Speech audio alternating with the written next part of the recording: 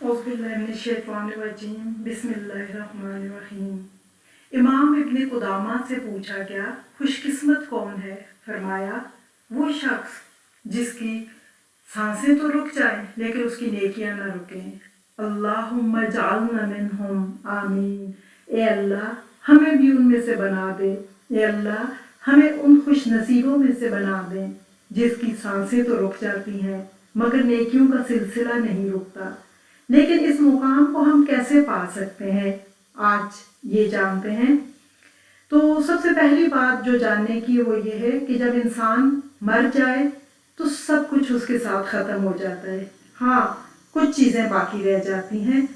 नबी करीम सल्लल्लाहु अलैहि वसल्लम की हदीस से देखते हैं, आप सल्लल्लाहु अलैहि वसल्लम ने फरमाया, जब इंसान वफात पा जाता है तो उसके तमाम आमाल मुनक़ते हो जाते हैं सिवाय 3 चीज़ों के, सदका जारिया, नफ़ामंद इल्म या नेक औलाद जो उसके लिए दुआ करे। मुस्लिम की 1631 नंबर हदीस है।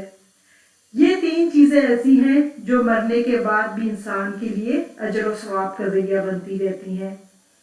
आइए थोड़ा इन चीज़ों को समझते हैं ताकि हम अपने आप को उन लोगों में शामिल करने के काबिल हो जाएं जिनकी सांसें तो रुकती हैं लेकिन नेकियों का सिलसिला नहीं रुकता। इसके लिए सबसे पहली चीज़ जो सदका जारिया है, सदका जारिया का मतलब ही यही होता है कि वो नेकी जो जारी रहे।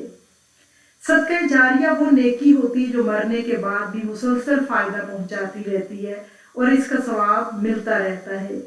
आम सदक़ात वक्ती होते हैं, आपने सदका किया, आपको सवाब मिला, लेकिन सदका जारिया वो सवाब होते हैं जो कभी ना ख़त्म होने वाले होते हैं। रसूलुल्लाह सल्लल्लाहु अलैहि वसल्लम ने फरमाया, सबसे बेहतरीन सदका वो है जो तवील मुद्दत तक जारी है। बुखारी 5351। तो आइए हम देखते हैं कि नबी करीम सल्लल्लाहु अलैहि वसल्लम जिस सदके को सबसे अच्छा कह रहे हैं तो हम उस तक पहुंचने की कोशिश करते हैं ताकि हम अपने आप को उसका मुस्तहिक बना सकें। क्यों? क्योंकि हमने कोशिश करनी है कि हमारी सांसें बेशक रुक जाए, क्योंकि ये एक ना एक दिन रुकनी है, लेकिन हमारी नेकियों का सिलसिला कभी नहीं रुकना चाहिए। तो सदका जारिया के लिए मस्जिद, मदरसा या इस्लामी स्कूल की तामीर में हिस्सा डालें, कुआं या पानी का नल लगवाएं। जब तक उस पानी से लोग मुस्तफीद होते रहेंगे, इवन कि चरिंद परिंद भी जो पिएंगे या फिर कोई पौधा लगता है उस पानी से, उसका दाना, उसका फल जब तक खाएंगे चरिंद परिंद इंसान, तो वो आपके हिस्से में नेकियां पहुंचती रहेंगी। इसके अलावा दरख्त लगाएं, खास करके सायादार और फलदार दरख्त लगाएं।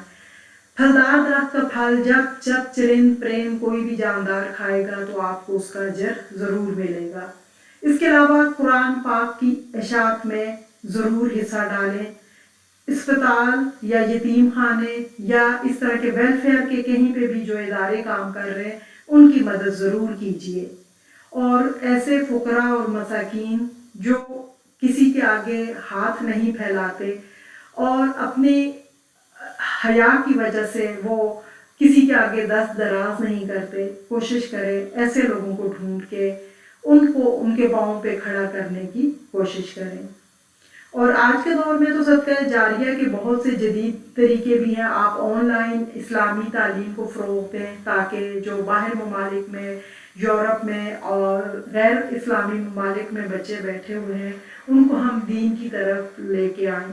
और आज के लिए इस तरह के बहुत से सोर्सेज हैं जिनके ज़रिए हम उनको दीन की तरफ ला सकते हैं।